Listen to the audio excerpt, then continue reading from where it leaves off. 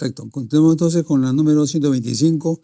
Dice, la tráquea está recubierta de un epitelio cilíndrico ciliado, pseudo-estratificado, con pseudocaliciformes. Y este epitelio, como todos hemos dicho, los epitelios proceden del endodermo con algunas excepciones, ¿no? Endodermo.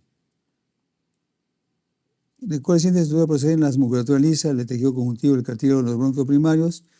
Como son tejidos musculares, conectivo y además el cartílago, derivan del mesodermo, ¿no? Del mesodermo.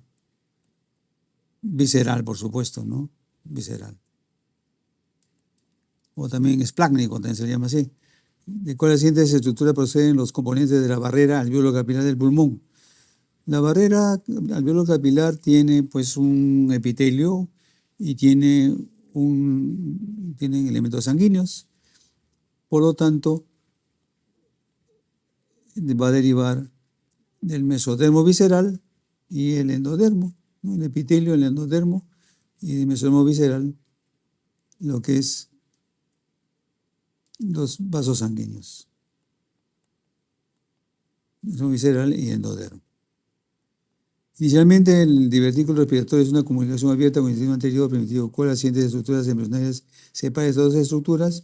¿No? Acá tenemos la unión justamente, luego se separa gracias a un tabique traqueoesofágico. Tabique traqueoesofágico. Que indican unos bronquios colapsados debido a la ausencia de desarrollo del cartílago bronquial. Estamos hablando de un enfisema, ¿no? Hay una obstrucción valvular que permite la entrada de aire con la inspiración, pero no permite la salida durante la expiración. Entonces estamos hablando de un enfisema neonatal congénito. ¿Y con qué patología suele ir asociada la hipoplasia pulmonar? Por supuesto, de una hernia diafragmática. Ahí tenemos la hipoplasia.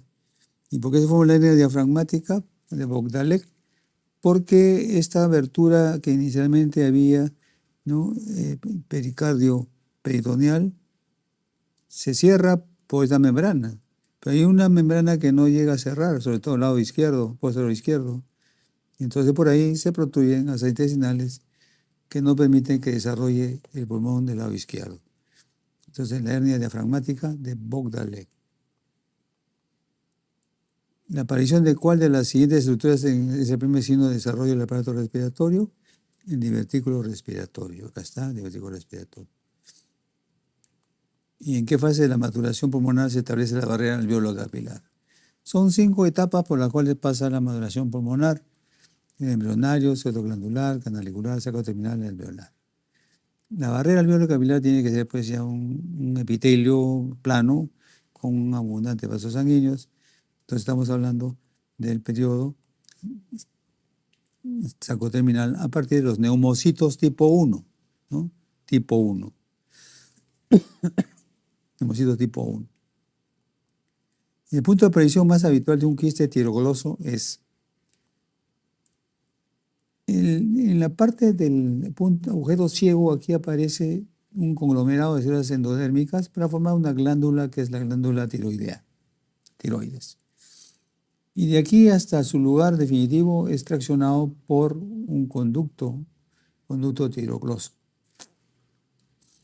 Y luego desaparece, debe desaparecer, pero persiste y va a dar lugar a quistes del conducto tiroglosio.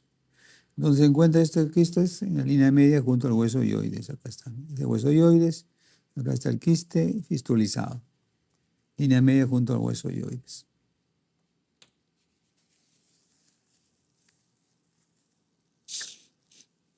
Luego tenemos la sensación gustativa de la fracción oral. 2 tercios anteriores de la lengua se transmiten predominantemente por. Esta es la fracción, este es el corpúsculo del gusto, la cuerda del tímpano, rama del séptimo par.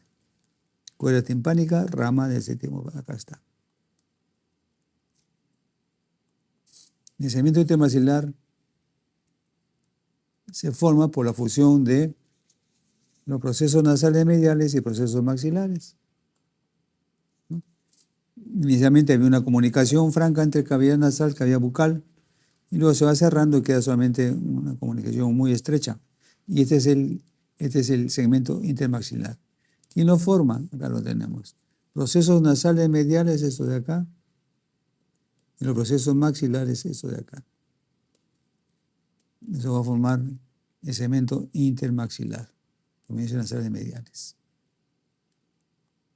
Y el punto de aparición más habitual de una fístula faríngea es justamente al borde anterior del músculo esternocleidomastoideo. Acá está.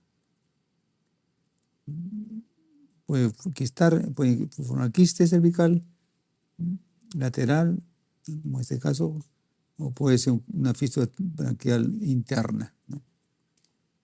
Entre el quiste faríngeo, el borde anterior del músculo esternocleidomastoideo. ¿Cuál es la malformación congénita más frecuente de la región de la cabeza y el cuello? Indudablemente estamos hablando de la fisura labio palatina unilateral, ¿no? Ese es de acá. Ese es bilateral y ese es el labio leporino, ¿no? Fisura palatina unilateral. Bueno, acá tenemos variedades. Este es la hendido unilateral y parahendido. Aquí bilateral. Acá puede haber una fisura palatina sin fisura labial, claro, como en este caso. Y es un poquito más complejo, ¿no? ¿Ven? Más complejo. Fisura labio-palatina unilateral. ¿Y qué arco faríngeo es que se asocia al síndrome de Treachery-Collins? Arco faríngeo, el primer arco faríngeo. Treachery-Collins. Y hay trastornos importantes, como este es también el síndrome de Crouzon, también del primer arco faríngeo. El Crouzon, ahí tiene su fórmula, el gen, RFCF2, arco faríngeo 1. ¿Y cuándo empieza a ser funcional el metanéfros? El metanéfros empieza ya, este es el riñón definitivo, que en primer lugar estaba muy caudalmente, después se va ubicando ya en su posición definitiva. Entonces, hacia la semana 10ª empieza a funcionar. Un quisto uracal es un resto de quién. El alantoides, este es el alantoides, debe desaparecer y puede formar el uraco. Pero ese uraco puede presentarse por medio de una fístula que gotea orina, o por un seno, un distanciamiento, o un quiste uracal. Alantoides, un resto de alantoides. Y el epitelio de transición que recubre la vejiga urinaria, ¿de dónde procede? Como todos los epitelios hemos dicho, del endodermo. Acá está, el endodermo. Y el epitelio de transición que recubre el uréter, fíjense, el uréter procede de dónde? Vemos desde acá. El uréter se forma de esta estructura en amarillo que se llama yema ureteral, que luego se ensancha, forma la pelvis y luego forman las cálices mayores, cálices menores, ¿no? Y los tubos colectores. Todo eso es derivado del mesodermo. Por lo tanto, el epitelio de transición que recubre el uréter, ¿de dónde deriva? Del mesodermo. Y aquí está la explicación. ¿Por qué? Porque el uréter se desarrolla a partir de la yema ureteral y es de origen mesodérmico. Mesodermo. Los podocitos de la cápsula de Bowman proceden de ¿dónde? Acá están los podocitos. De la capa parietal de la Bowman y de la capa visceral de Bowman, que son los podocitos. Mesodermo. Todas las estructuras derivadas o que forman parte del aparato urinario son netamente mesodermales. Los túbulos contorneados proximales que forman justamente la nefrona del riñón adulto definitivo proceden de ¿dónde? Proceden de la vesícula o blastema metanefrónico. Ahí está acá. Metanefrítica, de acá, de esa parte de acá. Blastema metanefrítica o blastema metanéfrico también se le llama así. Y el trígono de la pared posterior de la vejiga urinaria está formado por, acá está el conducto mesonéfrico y el uréter. incorporación de los túbulos, de los conductos mesonéfricos. Conducto mesonéfrico, ¿no? Como vemos acá en la imagen, ahí está el conducto mesonéfrico, el trígono vesical. Y después del nacimiento de un niño se le aprecia una producción húmeda y roja de tejido justo por encima de la sínfisis pubiana. Estamos hablando de una extrofia de la vejiga. Y con las siguientes narraciones cotidianas se debe a la falta total de función del conducto de Müller. Estamos hablando de un útero didelfo o doble. Eso es lo normal. Es doble, 2 cuellos, 2 vaginas, 2 úteros. Didelfo o doble. El embrión indiferenciado empieza su diferenciación sexual fenotípica durante la semana, ¿no? En el caso, por ejemplo, de la diferenciación del fenotipo masculino, empieza en la 7ª semana, ¿no? Se forman cordones sexuales, ya hemos dicho, no hay tubos seminíferos, empieza a formarse la testosterona hacia la semana 12. A partir de las células de Leydig, ¿no? Luego, por acción de una enzima, la 5-alfa reductasa, se forma la DHT, ¿no? Ese DHT hace que los genitales externos empiecen su formación de la 8ª-9ª semana hasta la semana 17. Y ya las células de Sertoli, que también se encuentran dentro del cordón sexual primario, ¿no? Forman este factor inhibidor de Müller y factor fijador de andrógenos, ABP, y después ya en la pubertad favorece la espermatogénesis. También aquí, en la definición del fenotipo masculino, se requiere la presencia del gen SRY en el cromosoma Y. ¿Cuándo? 7ª semana. En el caso de la sexualidad femenina, como no hay testosterona, los conductos golfianos involucionan. Como no hay hormona antimülleriana, los conductos de Müller desarrollan, que van a dar lugar trompas, útero y la parte superior de la vagina. Como no hay DHT, entonces se forman clítoris, labios menores, labios mayores.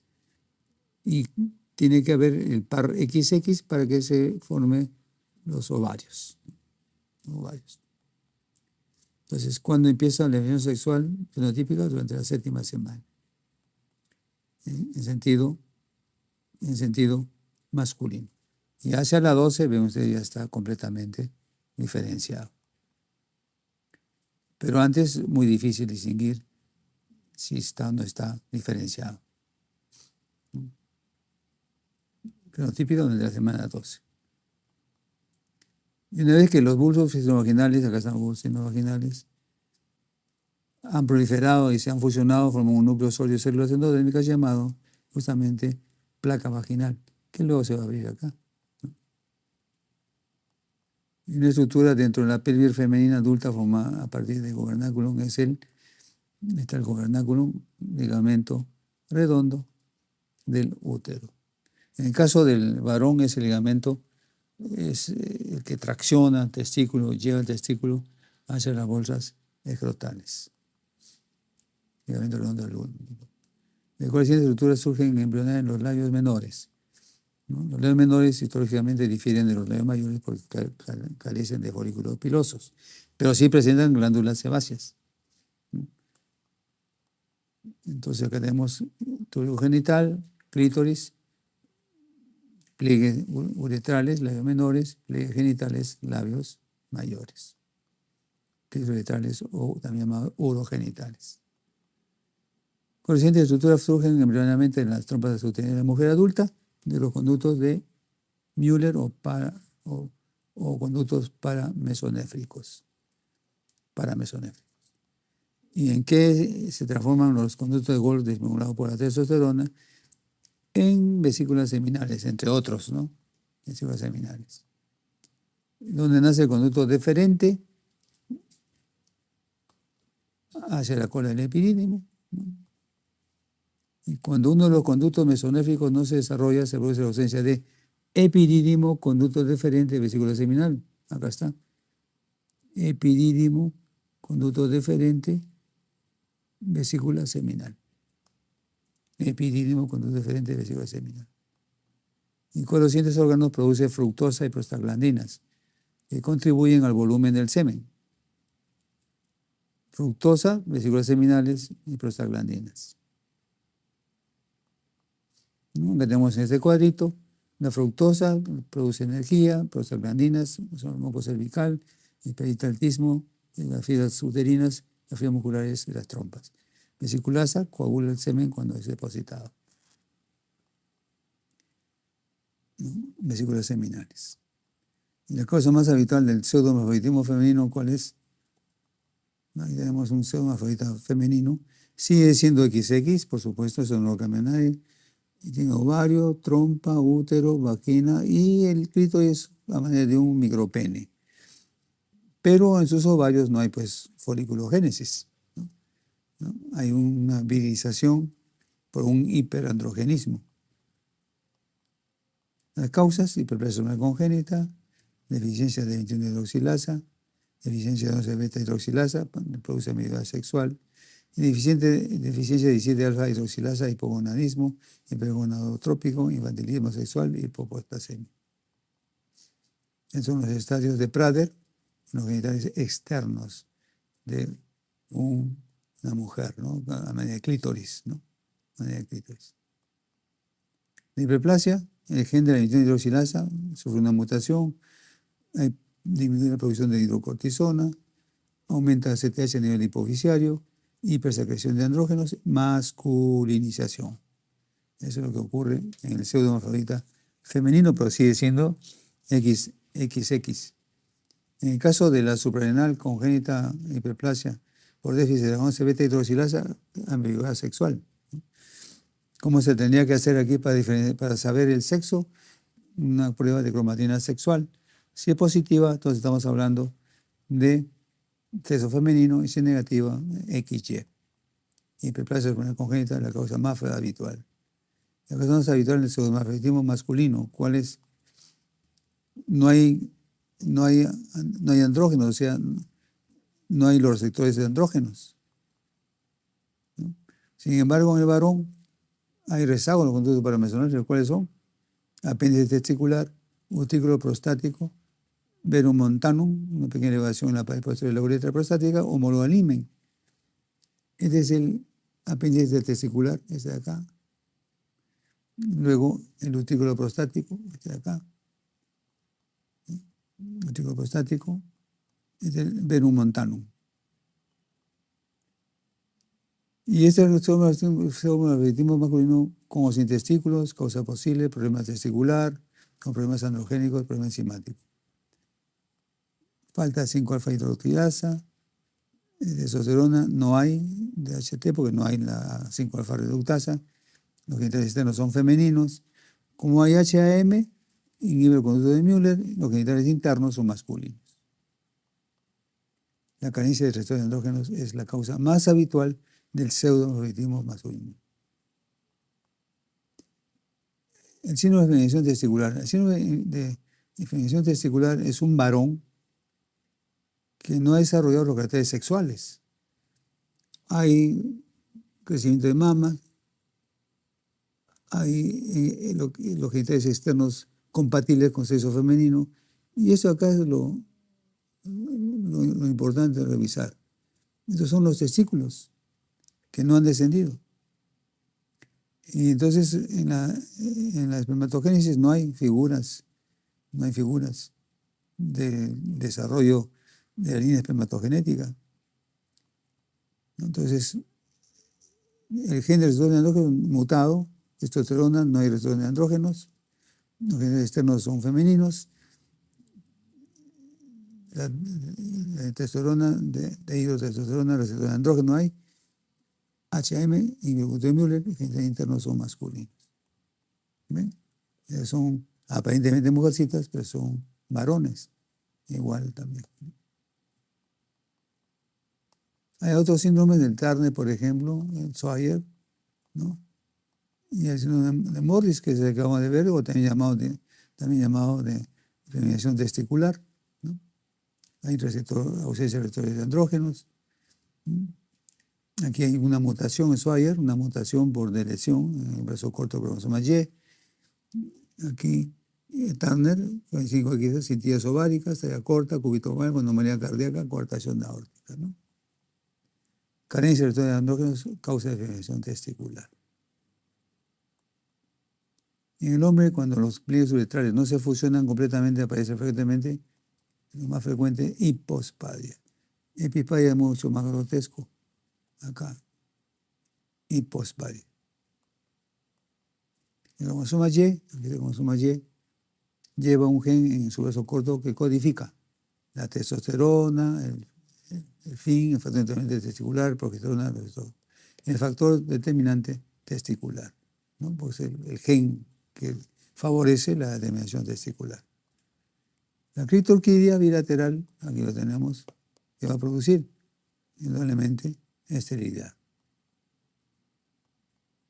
¿no? Niña, 17 años de menorrea, hay buen desarrollo mamario, hay buen desarrollo mamario y cantidad normal de vello púbico, examen pelviano, una vagina rudimentaria, una masa móvil dentro de los labios mayores, si quiere derecho, o sea, a ambos lados. Ecografía, ausencia de útero, ¿cuál es el diagnóstico? Estamos hablando de un síndrome de feminación testicular, o sea que es un varoncito, pero no tiene pues, los genitales completamente desarrollados. Síndrome de feminación testicular o de Morris con esa llama. Las costillas accesorias suelen encontrarse con mayor frecuencia unidas a las vértebras lumbares, ¿no? Vértebras lumbares.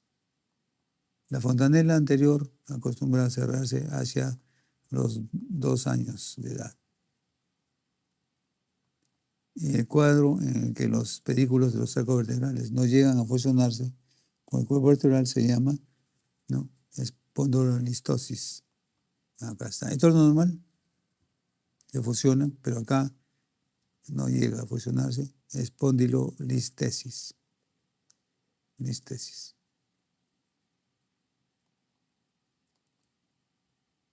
Ante una ecografía se observan numerosas fracturas en los huesos largos del feto. Esta afección se llama osteogénesis imperfecta. Niña nacida presenta un cráneo de forma cuadrada con un diámetro occipito frontal corto. La causa más probable de este cuadro es el cierre prematuro de una de las siguientes suturas. Y tenemos las suturas, cráneo corto, casi cuadrado. Estamos hablando de la ausencia, la braquicefalia de la sutura coronal. Coronal es acá, cierre prematuro. Sutura coronal. Y de cuál siguiente estructura proceden los músculos estrechos del ojo. Normalmente los somitas, están los somitas preóticos, no ópticos, sino preóticos. Y los somitas occipitales, músculos de la lengua. Eso de acá. De ahí migran hacia la cavidad bucal para formar justamente la lengua. Somitas occipitales. ¿Y de cuál de las siguientes estructuras procede el músculo bíceps braquial? En la formación de los músculos depende si son flexores o si son extensores. Si son flexores, como en este caso el bíceps braquial, los mioblastos se condensan en la parte anterior, ¿no?, para desarrollar los músculos. Entonces, músculos flexores, condensación anterior. Ahí está. El músculo bíceps femoral también es un flexor, condensación anterior. Ahora, impide que la materia que se le pide se calcifique, hipovitaminosis D. Si no hay vitamina D, no hay pues osificación.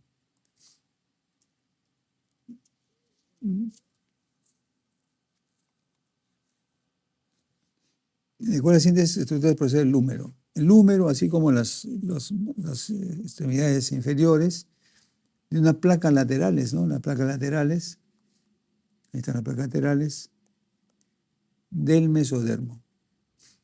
Y el primer hueso del sistema esquelético en iniciar su calcificación es la clavícula. Placa lateral del mesodermo. Y a partir de cuáles siguientes estructuras se desarrolla la cabeza larga del tríceps. El tríceps es extensor, la parte posterior, placa lateral condensación posterior. Condensación posterior. ¿Y cuál de los siguientes músculos inervará el cordón lateral del plexo braquial? Indudablemente el bíceps braquial, ¿no? Bíceps braquial.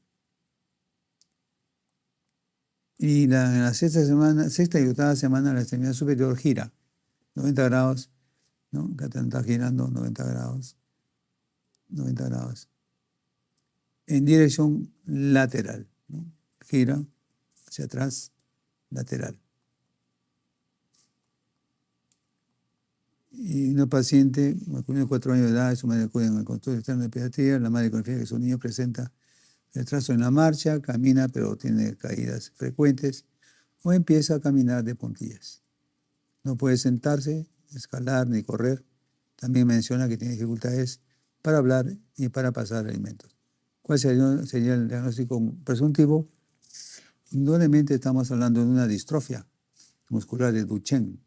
Es un trastorno que se transmite por herencia ligada a X. Transmite la mamá al hijo varón, la hija mujer son portadoras.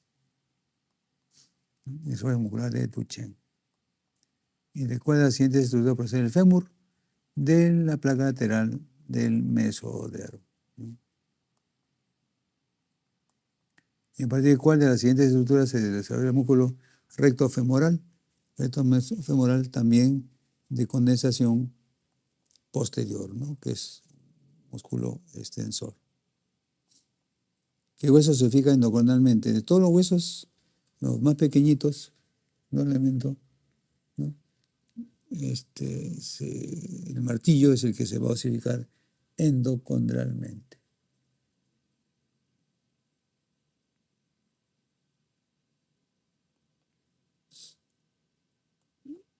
Entre la sexta y la octava semana, el esbozo de la extremidad inferior también va a girar, por supuesto, ¿no? 90 grados en dirección medial hasta que apunte hacia adelante las rodillas, ¿no? Ahí están, rodillas adelante, ¿no?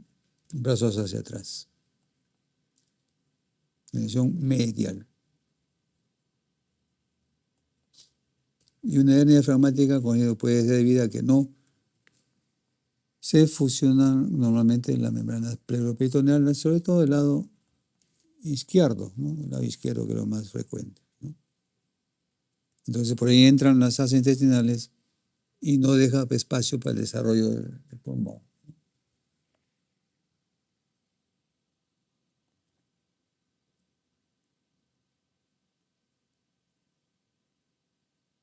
Generalmente aparece en el lado posterolateral izquierdo. Posterolateral izquierdo. Y vemos entonces cómo ha entrado las intestinales, ¿no? En la cavidad torácica, entonces hace que el corazón se desplace hacia el lado derecho, ¿no? Una dextroposición. No es dextrocardia, sino una dextroposición.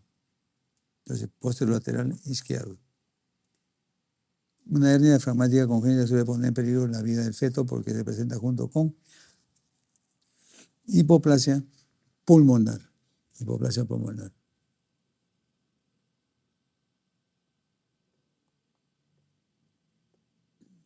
Hipoplasia pulmonar. Recién nacida con apetito aparentemente bueno, empieza a tomar el biberón y le echan boca abajo en la cuna después de comer, presenta vómitos en proyectil. ¿Cuál de las siguientes patologías es la causa probable de esos vómitos? Pues estamos hablando de una estenosis a ese nivel, ¿no? Entonces hay un prolaxo del estómago aproximado hacia el tórax, hacia el hiato del diafragma, una hernia yatal esofágica. Vómitos en proyectil.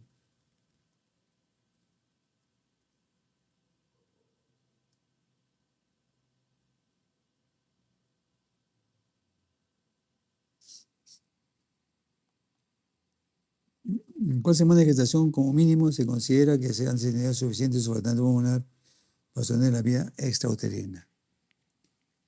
Estamos hablando de la sustancia surfactante pulmonar que empieza a formarse a la semana 26. Entonces, hasta la semana 28 ya hay una suficiente cantidad para sostener la vida extrauterina. 28 semanas. Examen útero palpable sobre la sínfisis del pubis, con un centro de circulación de casi todos los huesos de los indiferenciados, de piel y uñas, y tales externos empiezan a mostrar signos definitivos. Estos datos corresponden a un feto de 12 semanas, ¿no? Porque ya hay los genitales externos, ¿no? Los genitales externos, cuando empiezan ya a diferenciarse, y decir que estamos hablando de un feto de 12 semanas.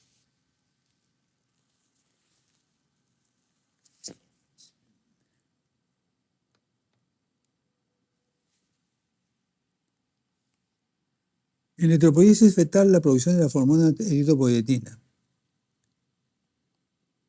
La eritropoietina es un factor estimulante eritropoiético, hemopoietina, o simplemente EPO es una citoquina proteica, estimula la formación de eritrocitos y es el principal agente estimulador de la eritropoiesis.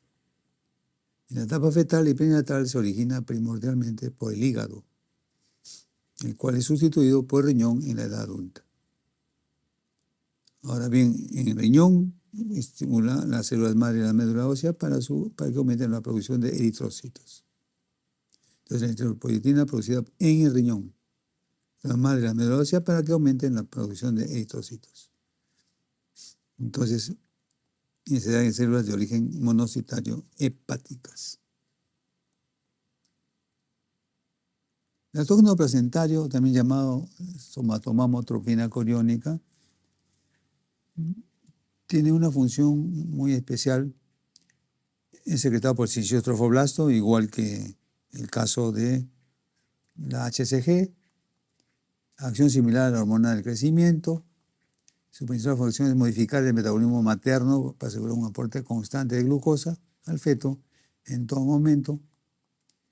Lipólisis materna de ácidos grasos libres puedan atravesar la placenta, siendo utilizados pues, como fuente energética materna, ahorrando consumo de glucosa. Promueve el almacenamiento de glucógeno en hepatocitos fetales. También llamada somatomamotrofina coriónica humana, ¿no? Es lactógeno placentario. ¿Quién lo produce entonces? La célula del sincicio trofoblasto. Promover el paso de la glucosa al feto. ¿En qué semana de gestación se produce el descenso de los testículos a través del conducto inguinal? Empieza el descenso de la semana 28. Primera fase, influencia de andrógenos, actúan sobre el ligamento craneal, suspensorio, degenera y libera los testículos. Estos empiezan entonces a desprenderse de su ligamento craneal debido a la presencia de una actividad prácticamente mecánica. Pero en la segunda fase, cuando ya empieza el descenso transabdominal, va a llegar a los testículos hasta el anillo inguinal, pero no al escroto, por influencia de INSL3, andrógeno producido por las células de Leydig y AMH, que es hormona anti-mülleriana. Luego, la tercera fase, descenso transinguinal o inguinoescrotal, llega a los testículos, al escroto por gonaculum testis y estimulado por andrógenos, CGRP y HOXA10. CGRP es un péptido relacionado con la calcitonina. HOXA10. Entonces, semana 28. ¿Cuál de las siguientes estructuras produce la gonadotrofina coriónica humana? Indudablemente el sincicio trofoblasto, igual que el lactógeno placentario. Sincicio trofoblasto. Un índice fiable de la función fetal placentaria son las concentraciones en orina maternas de estrógeno, lactógeno placentario, prolactina, progesterona, estriol. Indudablemente estriol. La producción de estriol depende de qué cosa, de un funcionamiento normal de la suprarrenal fetal, hígado fetal y por supuesto la placenta. Entonces, si hay una producción de estriol normal, quiere decir que hay un buen desarrollo, un buen funcionamiento de la suprarrenal fetal, hígado y placenta.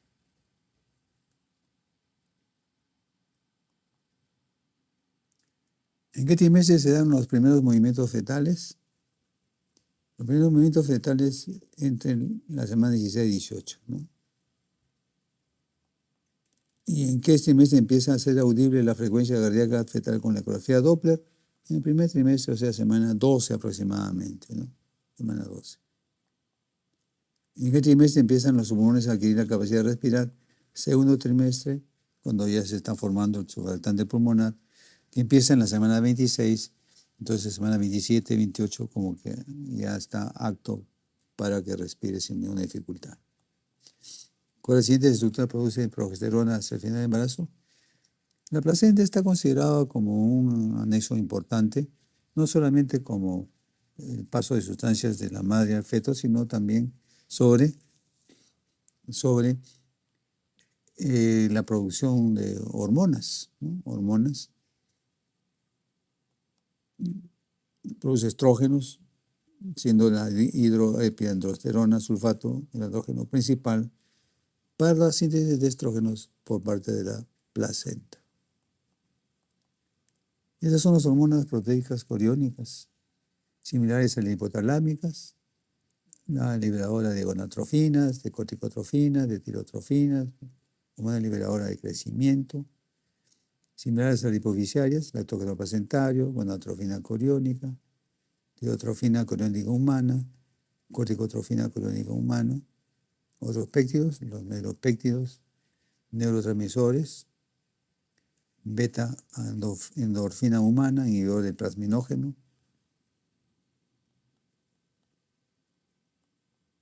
Entonces, una serie de hormonas importantes, como también la progesterona, estrógenos, corticosteroides, cortisol, cortisona, que son las hormonas esteroideas, y hormonas residuales y de las membranas, prolactina, relactina, prostaglandinas, inhibina, inhibidor coriónico de la ribonucleasa y péptido atrial natriurético.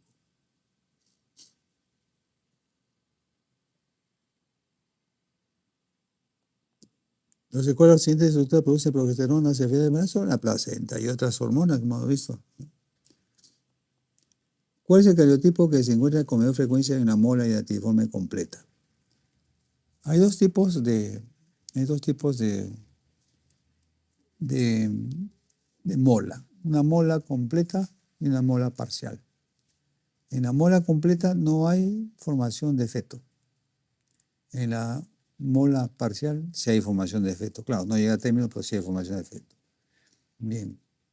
¿Cómo se forma la completa? Resulta que la completa un ovocito, un óvulo, ¿no? Un óvulo es fecundado justamente por 2 espermatozoides, ¿no? Eso va a generar entonces una anomalía cromosómica, ¿no? Y entonces vamos a tener justamente, como son 2 más una haploidía del óvulo, serían pues 3N, o sea, una triploidía, ¿no? X, Y, Y. En cambio, en la parcial es un óvulo nulisómico, o sea, no tiene carga, entra un espermatozoide y se divide en 2 dentro ya del óvulo. Entonces siempre va a ser XX, con 16 de XX, la parcial.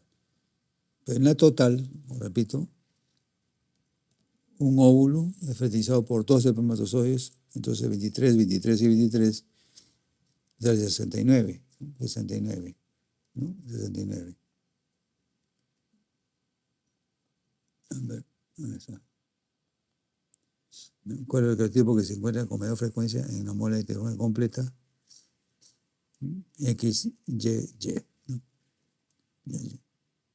Por supuesto que no va a llegar, pues no hay información del feto.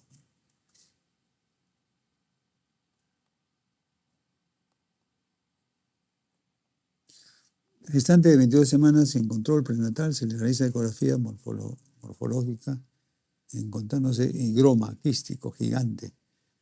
¿Qué nucleotídeos se puede encontrar con mayor frecuencia? El síndrome de Turner. Las chicas Turner tienen pues un higroma quístico gigante. Y el recién nacido, de 36 semanas, bajo peso al nacer, presenta labio leporino y paladar hendido, microcefalia, microftalmia, frente inclinada hacia atrás, comunicación interventricular, rinodactilia en manos y pies. ¿Cuál es la alteración genética que presenta?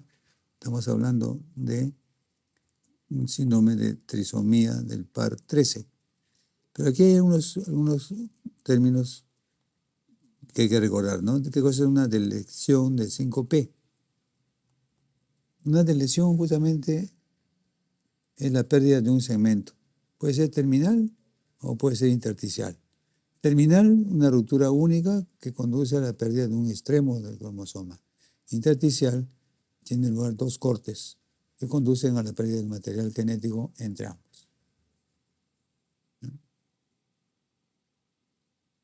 Esa es deleción. Y ese es de lesión de 5P, es un retardo mental bastante agudo. Retardo mental. Ese es el síndrome de Cri-du-Chat, o sea, el mollido del gato, ¿no? O síndrome de Jung, trisomía 13. Un recién nacido que presenta orejas de implantación baja, efecto cardíaco único, también flexión de los dedos de la mano. El diagnóstico más probable, ¿cuál es? Estamos hablando de una trisomía, ¿no?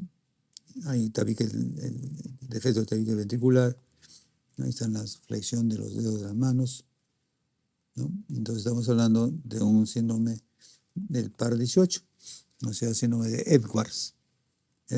Ahí tenemos en círculo los 3 cromosomas que son anormales, por supuesto, ¿no? Síndrome de Edwards, trisomía del par 18. Un recién nacido que presenta un examen macroglosia, cuello redundante, nuca con tridente, hendiduras palpebrales rasgadas y ascendentes, manos con surco simiesco, o sea, la línea simiana, equinodactilia. ¿Cuál es el diagnóstico probable? Estamos hablando de síndrome de Down, o sea, la trisomía del par 21. Ahí está la chiquita con su Down, ustedes. De repente la chiquita ha sido abusada, muy probable. Ahí está el producto, un chiquito Down. Síndrome de Down. Ahí tenemos el edema nucal, ¿no? Hay tejido celular subcutáneo en la región retronucal.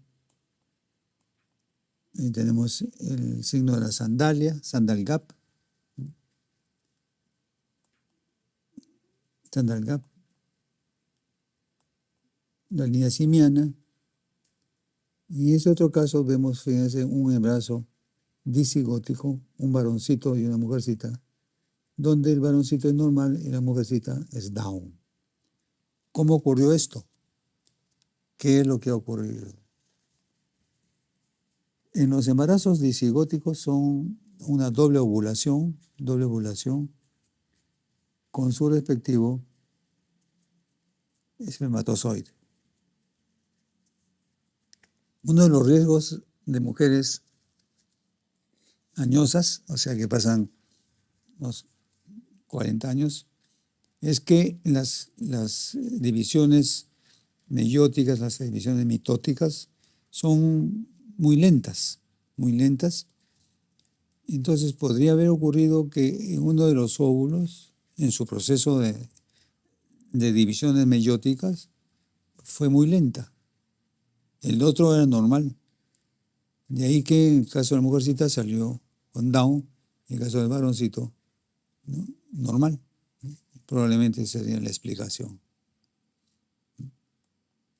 Eso síndrome de Aper, donde ven ustedes la edad materna, también es. O sea, no solamente la edad materna condiciona a Down, claro, más frecuente es Down, pero también puede haber otro síndrome, como en este caso el síndrome de Aper, donde vemos la carita, la nariz aplanada, un retardo mental, y vemos aquí las manos con una sindactilia, o sea, con los dedos fusionados, ¿no?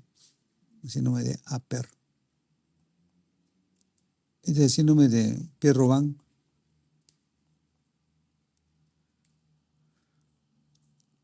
Micrognatia, hendido, anomalías oculares auditivas. La trisomía 21, entonces. Un recién nacido de parto eutóxico, peso al nacer 4.000 gramos, piel seca descamativa, llanto ronco, macroglosia, abdomen distendido, con hernia umbilical, reflejos tendinosos disminuidos. ¿Cuál es el diagnóstico más probable? Estamos hablando de un hipotiroidismo, ¿no? Ahí está el hipotiroidismo, está la macroglosia, la piel descamativa. Lo que se tiene que empezar su tratamiento para evitar pues, el cretinismo, también ustedes saben el cretinismo, que es justamente un severo retardo mental.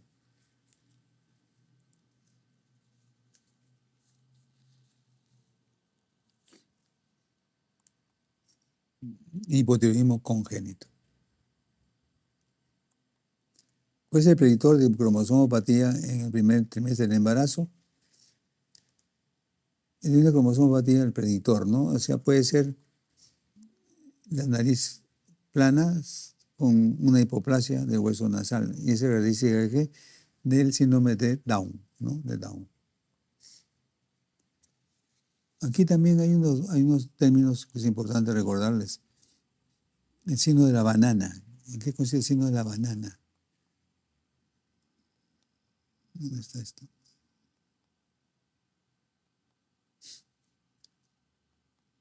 Signo de la banana. Acá está. Esta forma medio de banana, así, medio arqueado. Y hay otro signo del limón, vemos acá. Limón.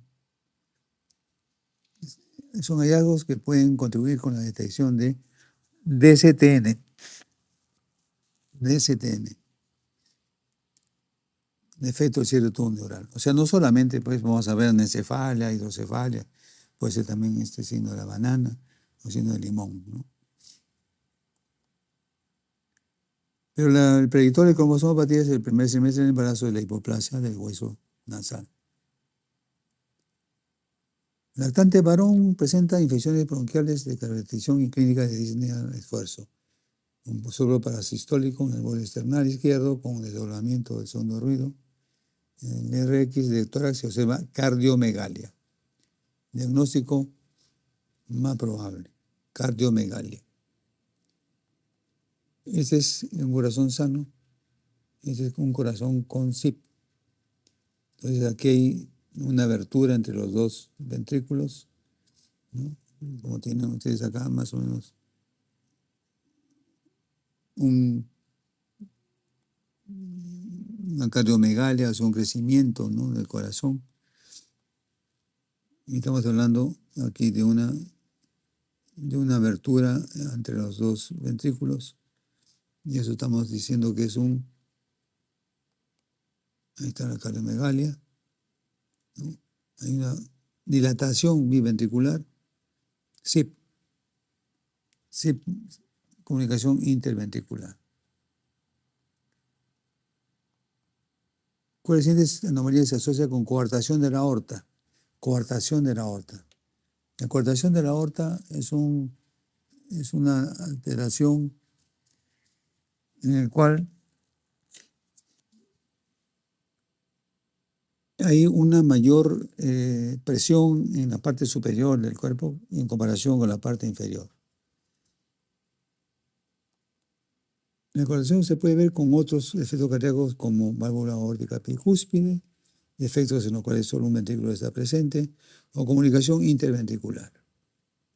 Entonces aquí preguntan, ¿cuál de las siguientes anomalías se asocia con coartación de la aorta?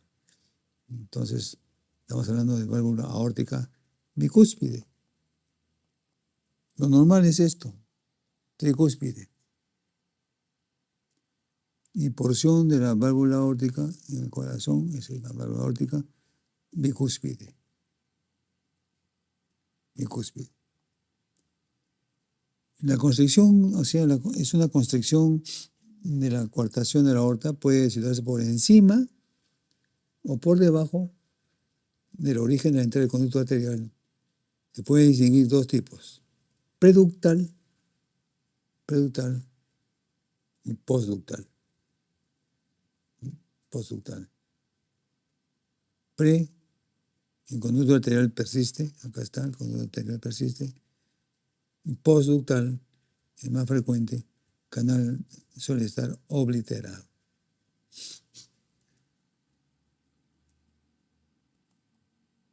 Válvula aórtica bicúspide, ¿no? El normal es tricúspide, acá es bicúspide. En las siguientes cardiopatías, ¿cuál suele acompañarse de alteraciones de los músculos papilares y de las cuerdas tendinosas, junto con una vía de conducción anómala? Estamos hablando de una cardiopatía llamada anomalía de Epstein, ¿no? Es Epstein. ¿Y cuál de estos signos es más obvio en la exploración de un paciente con tetralogía de Fallot o transposición de las grandes arterias? Estamos hablando de una cianosis. La cianosis. Son cardiopatías altamente cianóticas. ¿Y cuáles siguientes malformaciones cardiovasculares congénitas se asocian más frecuentemente con la rubiola materna?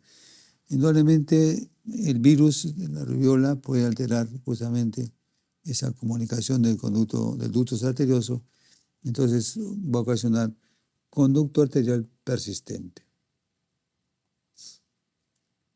Niño de 9 años presenta síntomas de entumecimiento hormigueo con ambos pies, hay ausencia de pulso en la arteria femoral, presión sanguínea elevada en las arterias de las extremidades superiores y aumento del tamaño de las venas intercostales. ¿De qué sería sospechar? Sería sospechar una coartación,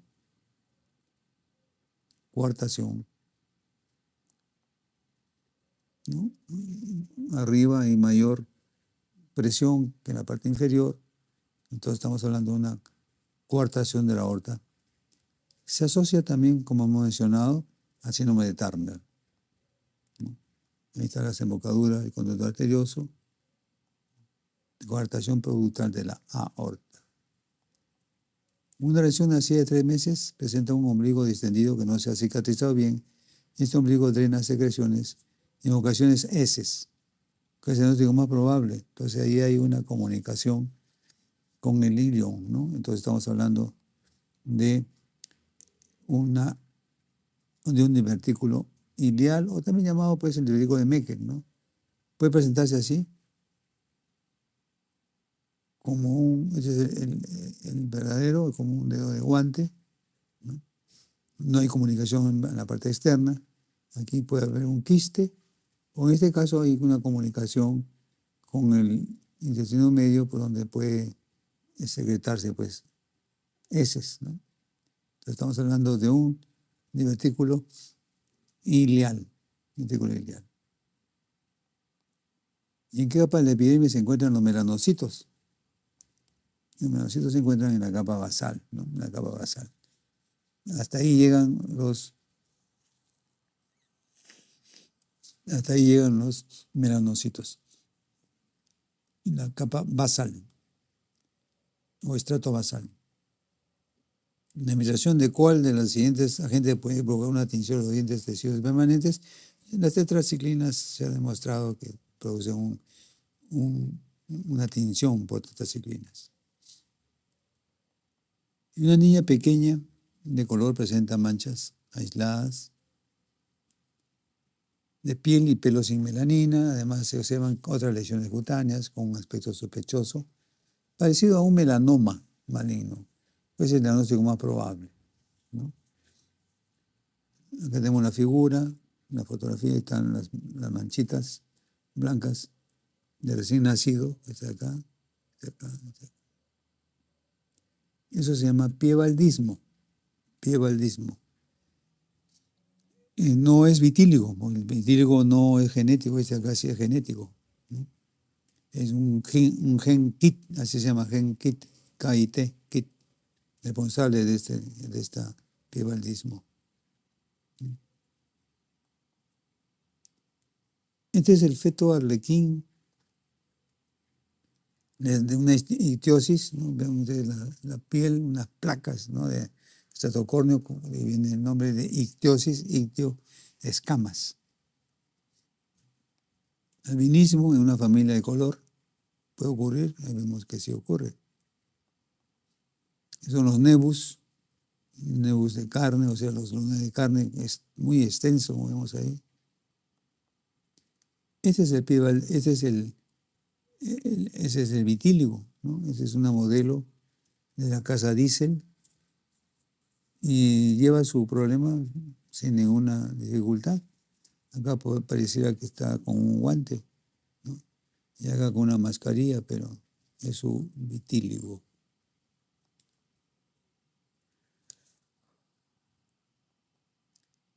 Y por otro lado, hay un trastorno también de la piel por una hiperelasticidad, ¿no? Como vemos acá en las imágenes, ¿no? Los dedos pueden ponerlo casi en una forma vertical, ¿no? Eso se llama síndrome de Ehlers-Danlos. Ehlers-Danlos. Es una colagenopatía.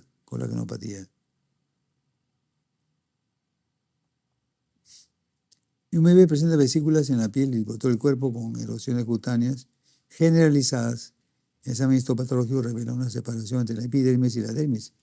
¿Cuál es el diagnóstico más probable? O sea que no hay en los anexos en esa zona. Estamos hablando de una epidermólisis ampulosa. Epidermólisis ampulosa. Bien, eso es lo que hemos preparado para esta ocasión. Si tienen alguna pregunta, ya saben, en el video. ¿Ya?